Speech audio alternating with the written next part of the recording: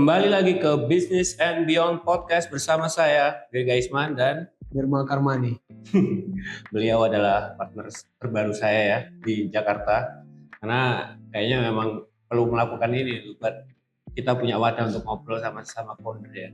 Betul sih, maksudnya kalau biasa kita ngobrol-ngobrol cuma berdua, bertiga, mungkin dengan ini lebih banyak orang bisa ngobrol sama kita sih. Betul. Kita bisa banyak ngobrol dengan banyak founders, banyak pengusaha, bisnismen yang ada di Jakarta, sehingga kita bisa punya banyak insight dan lebih enak sih nanti kita bertukar pikiran gitu ya. Siap. Hari ini kita membahas apa, Mas Nirmal? Kayaknya yang seru sih kita ngomongin yang banyak ngomongin ya, AI. Oke, siap. Sering sih saya ditanyain misalnya AI itu bakal gantiin saya, iya atau enggak? Iya. Banyak dari arah sana. Jadi, menurut Mas Dirga gimana nih AI? Selama ini Mas Dirga pakai AI apa aja? Waduh, kalau saya tiap hari hampir pakai AI. Wow. Apalagi kemarin udah nemuin AI agent itu asik sih. Jadi bisa lumayan banget bisa membantu untuk kita automate everything lah. Kalau dulu kan kayak replay kan salah satu membalas komentar atau membalas tweet orang itu adalah salah satu cara untuk meningkatin engagement. Betul. Sekarang udah bisa auto. Walaupun akhirnya engagement ini terlihat fake. Iya.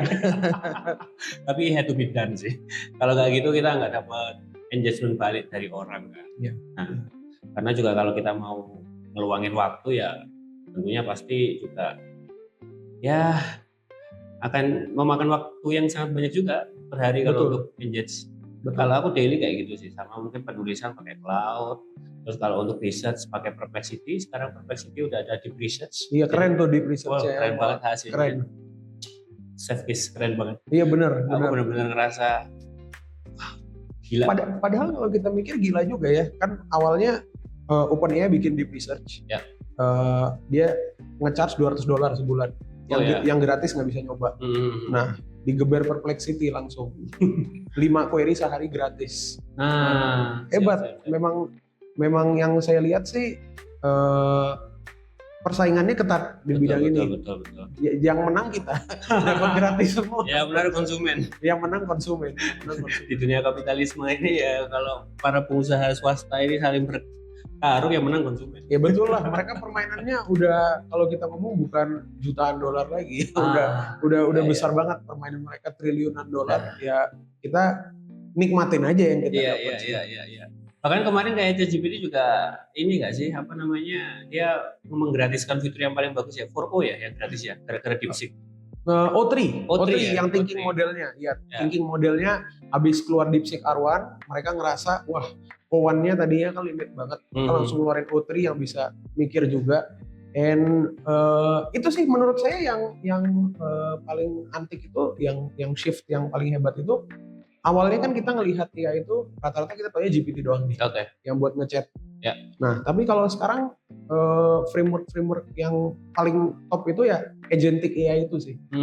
Framework gimana kita melihat AI sebagai sebuah agent. Jadi bukan hanya sebagai sebuah wadah yang kita komunikasikan, tapi dia menjadi kayak orang beneran. Dia bisa melakukan tugas tanpa bimbingan manusia lah. Betul. Zero mistakes lah untuk kerjaan-kerjaan yang clerical lah. Iya benar.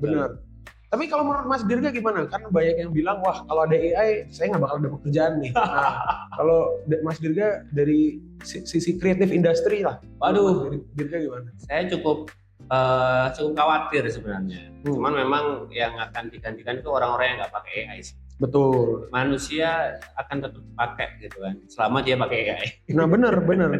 Kalau nggak pakai AI, udah pasti dia akan tidak dipakai lagi lah. Perspektif saya juga mirip Mas. Saya kalau pas ditanyain pun jawaban saya sih gampangnya begini.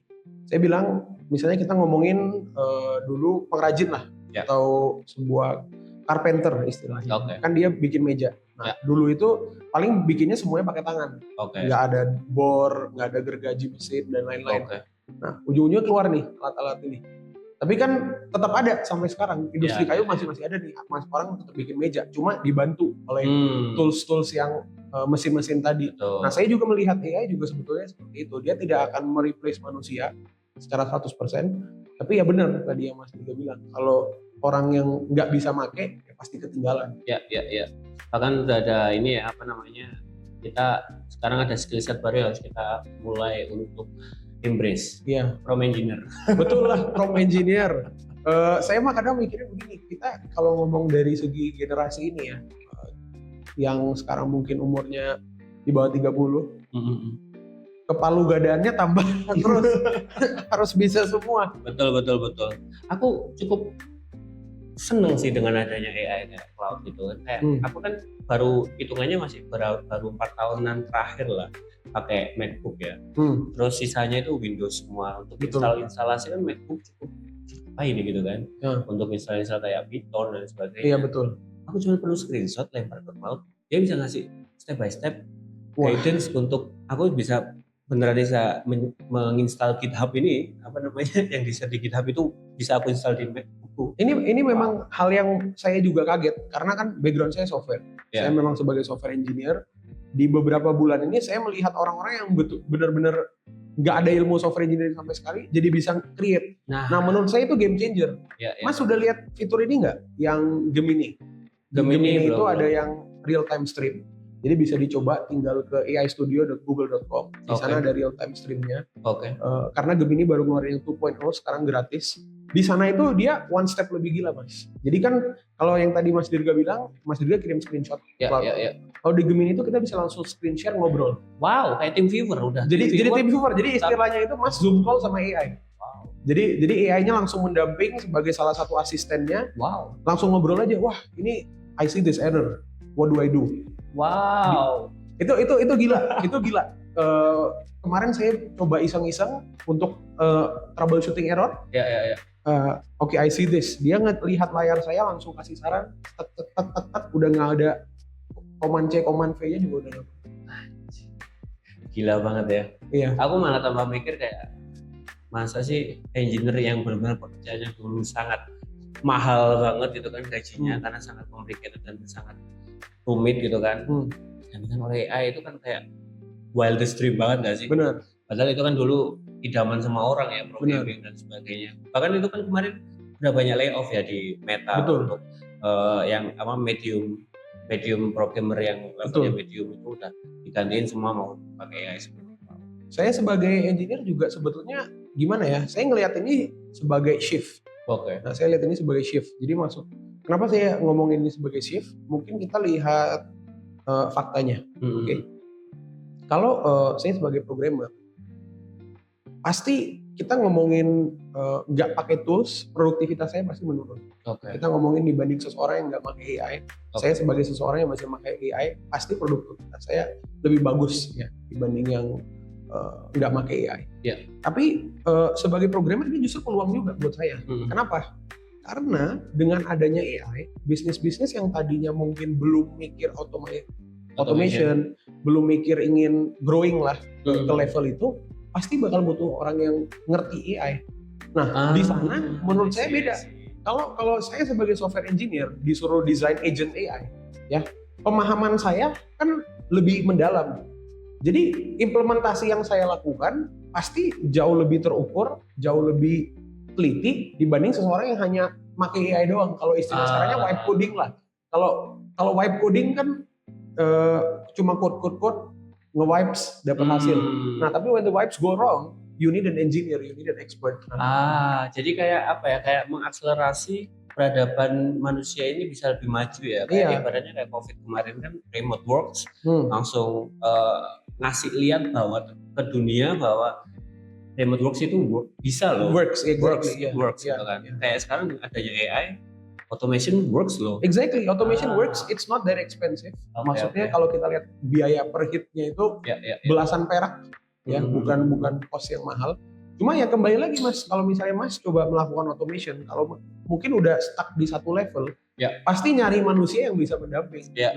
Jadi kalau ilmunya mendalam, memang expert di bidang tersebut, tidak akan aman pasti. I see.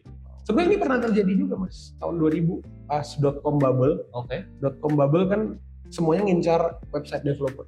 Nah, jadi otomatis orang yang nggak bisa website rasanya wah kita nggak ada kerjaan. Tapi hasilnya apa Mas? banking kita ngomong sistem bank, pesawat.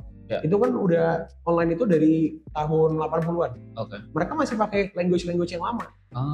Jadi minatnya pasti ada. Jadi tidak ada yang wah sekarang udah ada AI, saya nggak bakal ada kerjaan, enggak. Kalau misalnya kita ngikutin ilmu yang kita punya atau kita mendalami di teknologi baru, di dunia software mah selalu ada pergeseran yang masif sih.